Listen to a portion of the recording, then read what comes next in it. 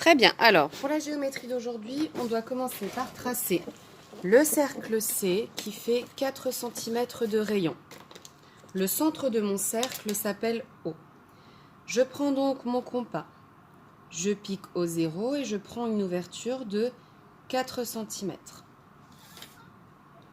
Je pique mon compas et je viens tracer le cercle C de centre O sans toucher à l'ouverture de mon compas. Ici, j'ai le centre O et mon cercle s'appelle C. Je dois ensuite tracer le diamètre AB de mon cercle.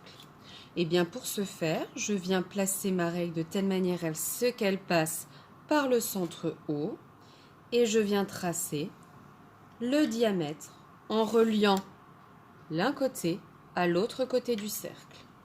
Et j'obtiens mon diamètre AB. Je dois placer le point C tel que A est le milieu de OC. Donc, mon point O est ici, mon point A est le milieu du segment OC. Donc, pour ce faire, je viens prolonger ma droite. Tac. Et le point A se trouve au milieu de OC. Donc, je pique en A, je viens pointer en haut et je reporte cette distance, je reporte la longueur AO de l'autre côté. Comme ça, j'ai bien ma longueur CA qui est égale à ma longueur AO, c'est-à-dire que A est bien le milieu de mon segment OC. B est le milieu de OD. Donc, B se trouve ici. Il est le milieu du segment OD, donc mon point D se trouvera quelque part par là. Pour pouvoir trouver D, je prolonge ma droite AB. Même chose que tout à l'heure, je viens piquer en B. Je prends la longueur OB et je viens la reporter pour trouver le point D de telle manière que B soit à la même distance entre O et D.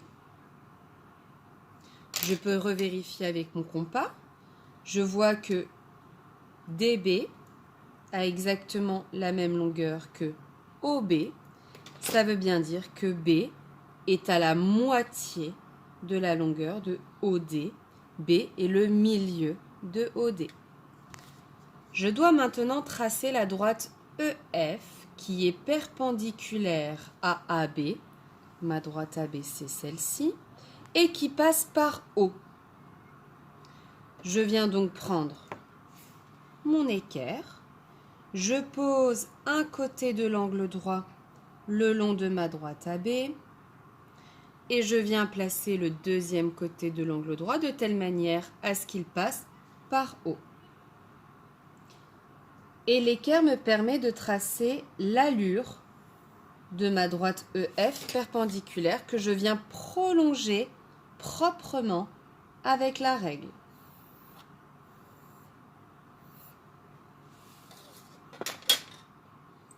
Et je vois maintenant que EO est égal à 7 cm et que OF est égal à 7 cm. Je prends ma règle, je pose ma règle, le 0 au point O, je mesure 7 cm, trouve que mon point E se trouve ici. Je viens faire la même chose pour placer mon point F. Je mets le 0 sur mon point O. Je mesure 7 cm. J'ai ici mon point F. Et je dois maintenant relier le point F au point D. Je prends ma règle, je la place sur le point F, je la place sur le point D et je viens tracer le segment FD. Je dois maintenant tracer la droite parallèle à FD qui passe par E. Pour ce faire, on se souvient du tracé de la droite parallèle. Il me faut l'équerre que je viens poser le long de ma première droite. Je viens poser la règle contre le deuxième côté de l'angle droit. Et ça me permet de faire coulisser mon équerre. Alors, il ne faut pas bouger, hein. Donc, je replace correctement mon équerre et ma règle. Je tiens très fort ma règle. Et je viens faire coulisser mon équerre jusqu'à ce qu'il arrive au niveau du point E.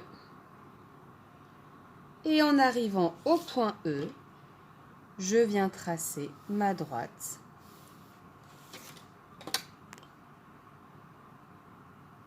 Et je peux dire ici que cette droite que je viens de tracer, elle est parallèle à la droite FD. Qu'est-ce qu'on peut remarquer en traçant cette droite? Eh bien, on voit tout simplement qu'elle passe par C. Donc, je peux dire que FD et CE, je vais les repasser en couleur. FD et CE sont parallèles, puisque la droite que j'ai tracée ici passe par le point C. Je peux maintenant relier le point C au point F.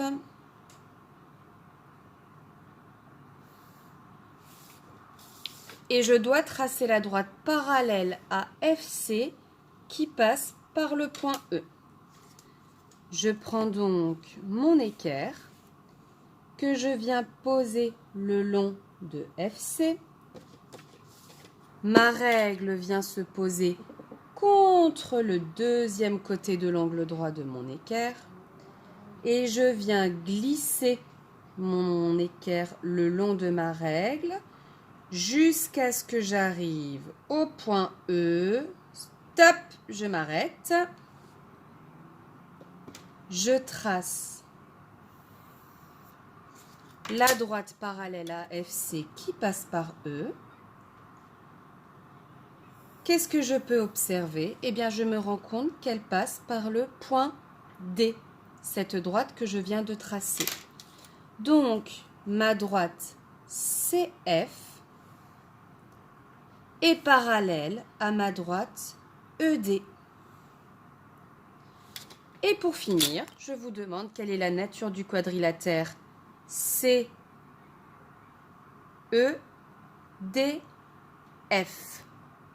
Eh bien, je sais que mes côtés sont parallèles 2 à 2. CE est parallèle à FD et CF est parallèle à ED. Je peux vérifier que j'ai des angles droits, mais visiblement, je n'en ai pas.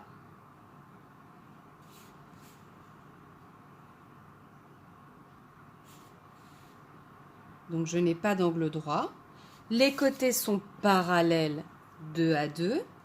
Je peux vérifier les longueurs. Je vois que CF a la même longueur que ED. Je vois que DF a la même longueur que CE. J'ai donc un quadrilatère dont les côtés sont parallèles 2 à 2 et les 4 côtés ont la même longueur. CEDF est donc un losange.